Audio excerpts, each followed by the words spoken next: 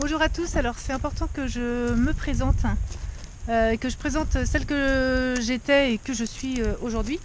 Parce qu'aujourd'hui je propose un coaching pour les agoraphobes et c'est pas anodin un coaching et c'est important, je pense que qu'on ressente un petit peu la personne en qui on va faire confiance, à qui on va dévoiler une partie de sa vie, une partie de soi.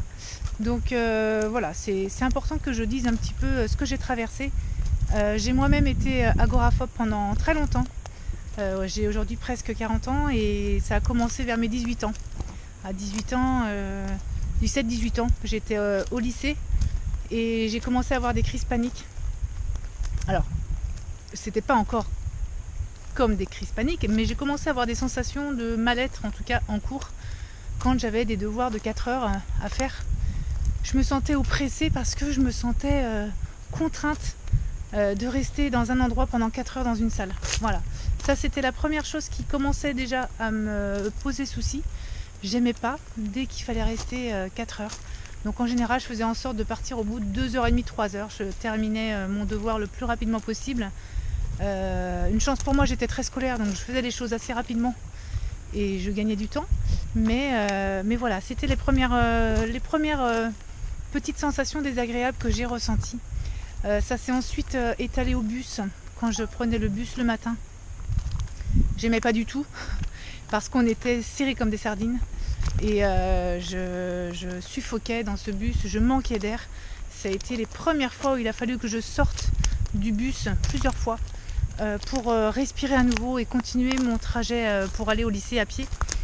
Donc ça commençait déjà à faire deux éléments qui me posaient un petit peu souci. Et puis ensuite, ça s'est un petit peu étendu. Des devoirs de 4 heures, après les devoirs de 2 heures commençaient à me poser souci aussi. Et ensuite les cours, tout simplement les cours d'1 heure, me posaient problème également, puisque je commençais à compter minute après minute combien de temps il me fallait attendre dans cette classe sans pouvoir sortir. Il y a encore cette notion d'être coincé dans un endroit sans pouvoir véritablement m'échapper. Ensuite, j'ai eu mon bac et je suis partie en fac. Alors en fac, je pouvais partir quand je le voulais, mais j'étais regardée des autres, puisque un cours, ça faisait minimum 1 heure.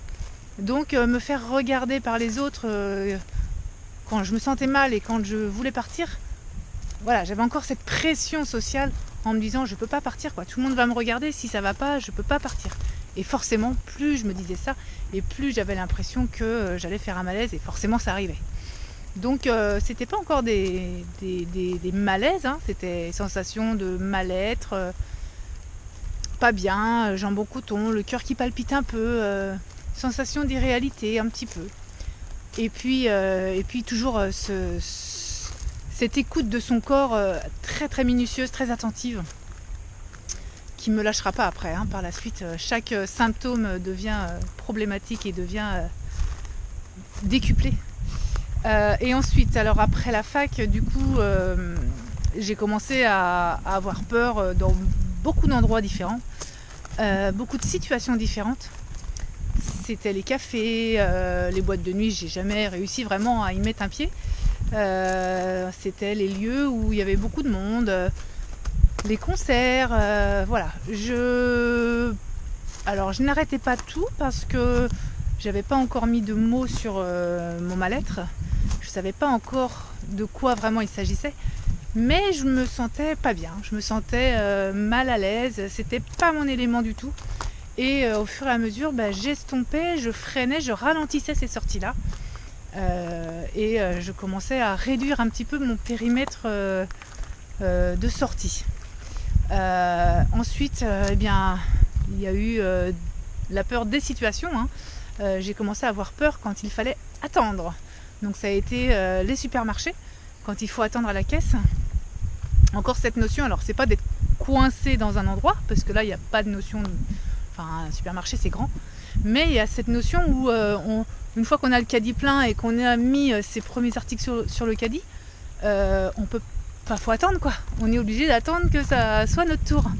Et cette contrainte encore, cette pression en me disant si je lâche tout, si je m'en vais, les gens vont me regarder, et ben encore une fois ça me provoquait des crises paniques énormes.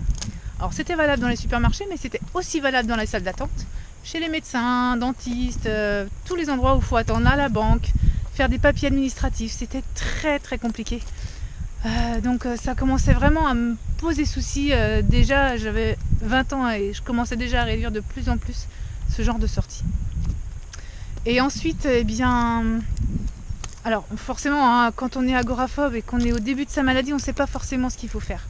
Donc moi j'évitais tout simplement parce que j'avais qu'une peur, c'était de mourir, c'était vraiment de mourir. Mes crises paniques étaient très violentes. Et c'est vraiment douloureux en plus hein, de sentir ces crises-là et puis de ne pas réussir à maîtriser du tout son corps, ses pensées, de se sentir complètement impuissant face à l'intensité des crises. Faut le vivre, hein, pour le croire et pour le comprendre, il faut vraiment le vivre.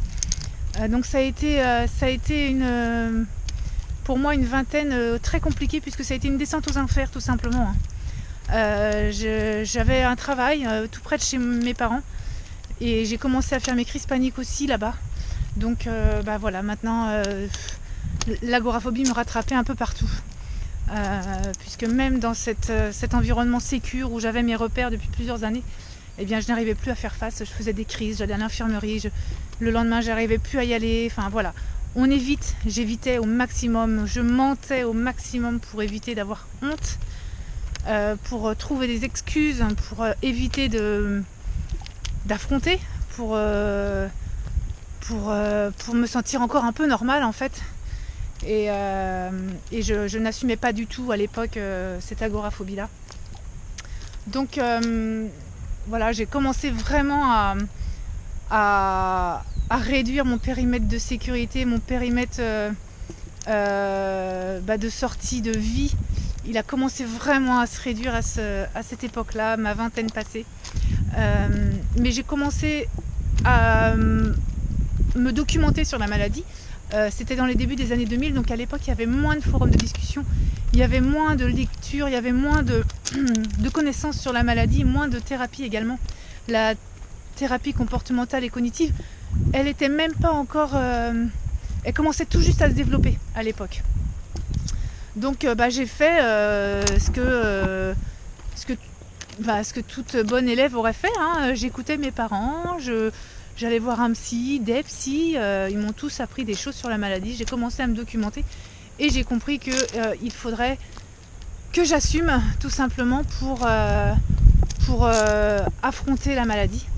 C'est pas facile d'assumer parce que se dire malade alors qu'on a 20 ans passés, tout juste 20 ans, c'est vraiment compliqué de se sentir impuissant quand on voit ses amis qui eux font des études, partent à l'étranger, font des voyages, ont un petit bébé, se marient, enfin voilà. Tout ça pour moi c'était vraiment impensable. J'avais même peur, parce que voilà, on a beau connaître la maladie, on a beau savoir de quoi on souffre, la maladie empire hein, quand même. Donc je continuais ma descente aux enfers tout doucement, et j'avais même peur d'être seule chez moi quand mes parents n'étaient pas là. Donc c'était vraiment douloureux, c'était vraiment difficile. Voilà, psychologiquement parlant, c'est quand même un lourd fardeau. Hein. Faut être bien entouré pour pas sombrer dans la dépression. À côté de ça, j'avais quand même un traitement médicamenteux hein, qui était bien costaud, puisque au fur et à mesure, on augmentait un peu les doses, on changeait de traitement quand ça ne faisait plus effet. Voilà, les anxiolytiques et tout ça, j'en ai pris. Jusqu'au jour où j'en ai vraiment eu ma claque, de me sentir totalement dépendante de ces trucs chimiques, de me sentir complètement incapable seule d'y parvenir. J'ai tout arrêté du jour au lendemain. Voilà, c'était un mal pour un bien. Oui, j'allais avoir peur, oui, j'allais faire des crises paniques qui seraient violentes, mais puisque j'avais décidé de m'en sortir, eh bien je les affronterais, ces crises paniques. Je n'en mourrais pas, et si j'en mourrais, voilà, ça aurait été ma vie qui aurait été comme ça. Voilà, c'est ce que je me disais. Et au même moment, donc là j'avais 27 ans, au même moment j'ai un ami de longue date qui est venu me voir. Donc j'étais en couple à l'époque. Hein. Je fais une petite parenthèse. Hein. Autant vous dire que quand on a 18-20 ans et que nos amis voient qu'on sort de moins en moins, qu'on trouve de plus en plus d'excuses, qu'on ment de plus en plus, Autant vous dire que la plupart se barrent en courant, hein. Donc j'ai perdu beaucoup d'amis à cause de l'agoraphobie. Et donc j'étais en couple à l'époque et forcément l'agoraphobie était aussi un souci pour lui. Il n'arrivait pas à m'encourager suffisamment, à m'épauler suffisamment, à comprendre surtout. Pour lui c'était dans la tête, et oui c'est dans la tête forcément, mais c'est plus fort que nous quoi. Sinon ce serait facile, hein. S'il suffisait de juste le vouloir, je m'en serais sortie rapidement. Donc cet ami qui s'appelle Raphaël a commencé à vouloir m'aider. Et il avait 4 mois avant de reprendre ses études et de partir à l'étranger. Donc voilà, je lui ai dit ok, bon, bah, viens m'aider si tu as envie, hein, si tu as du temps à perdre. Et tous les 2 jours, il est venu me voir chez moi et mon copain de l'époque pour qu'on fasse des petites sorties. Alors ça a commencé par des toutes petites sorties. Sortir de chez moi déjà, hein, à pied. Commencer par 5 minutes autour de chez moi, puis le surlendemain c'était 10 minutes. Et puis le surlendemain c'était 13 minutes.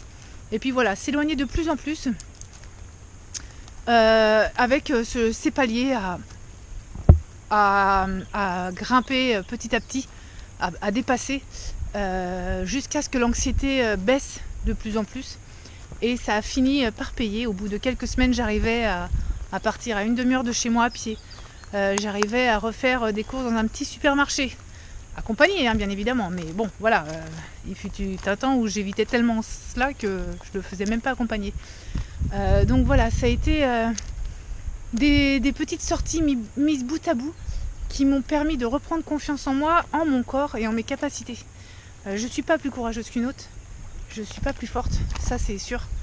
J'ai tellement évité, j'ai tellement trouvé 1000 excuses que je m'étais persuadée que j'étais incapable, que j'étais qu'une merde, que j'étais une moins que rien, que j'étais la pire de toutes. Enfin voilà, que je méritais absolument pas la vie que j'avais, les amis que j'avais, l'amoureux que j'avais à l'époque. Donc c'est pas évident, mais quand on commence à regoûter à quelques petites victoires, ne serait-ce aussi minimes soient-elles, mais bah, ça permet quand même de reprendre un petit peu confiance en soi, en son corps, en ses capacités. Et ça c'est vraiment la clé, parce qu'à partir de ce moment-là où il a commencé à m'aider et que j'ai vu que j'y arrivais, c'est toute petite chose, hein, aller dans un petit c'était même pas un supermarché, c'était une supérette, dans une petite supérette, remarcher à 10 minutes, un quart d'heure de chez moi, faire une boucle de quartier. Voilà, quand on arrive à faire ça, après on a envie de toujours plus. Et je vous assure que c'est vraiment ce qui m'a donné la niaque pour continuer. J'avais vraiment envie de me dépasser, de m'en sortir. Et voilà, pendant ces 4 mois-là, il m'a aidé, il m'a coaché, il a été un aidant fabuleux. C'est vraiment ce genre d'aidant-là que j'aimerais être, même si je ne peux l'être physiquement. Je sais ce qu'il faut, je sais quand est-ce qu'il faut dire non, là tu y vas, tu n'as pas le choix. Je sais ce que c'est quand il faut aussi rassurer, quand il faut dire bah, c'est pas grave, t'as pas réussi aujourd'hui, demain on le refera et tu y arriveras. Et voilà, ça m'a permis en tout cas ces 4 mois d'oser, de ne plus éviter et d'assumer mes échecs, de me dire ok là c'est bon, j'ai pas réussi à rentrer dans le magasin, c'est pas grave, je suis allée jusque là, demain peut-être que j'y arriverai ou pas, mais au moins j'aurai essayé. Et plus on essaye, plus c'est facile. Je vous assure, c'est pas la première fois, ni la deuxième, ni la 10e fois. Parfois, ça m'a pris 30 essais avant de réussir quelque chose. Les supermarchés notamment, ça a été très très long. Mais ça a marché. Ensuite, Raphaël est parti donc à l'étranger faire ses études. Et j'ai continué toute seule à affronter. Et ça a été vraiment pour moi un tremplin énorme. Petit à petit, j'ai compris qu'il fallait oser, j'ai compris qu'il fallait éviter d'éviter. Et j'ai réussi à m'en sortir plus ou moins, mais au moins reprendre quelques bribes de liberté ici et là. Après j'ai rencontré Christophe qui a été l'aidant de relais par rapport à Raphaël, qui avait le même comportement, qui me poussait quand il fallait, mais qui savait aussi m'épauler quand j'en avais besoin, et qui m'a permis d'avoir mes enfants déjà, et puis ensuite de pouvoir enfin goûter à la liberté, de me dépasser quand j'en avais besoin. Donc voilà, c'est avoir un aidant, c'est vraiment la clé. J'espère que je pourrai l'être avec vous. Maintenant, il n'y a que vous qui puissiez prendre votre vie en main, parce que la recette, elle vient pas des autres. Ça vient vraiment de vous, la clé, elle est en vous. Vous avez les capacités, vous avez les compétences, il n'y a pas de problème. Allez, sur ce, je vous dis à bientôt. Et j'espère avoir de vos nouvelles très vite. À bientôt.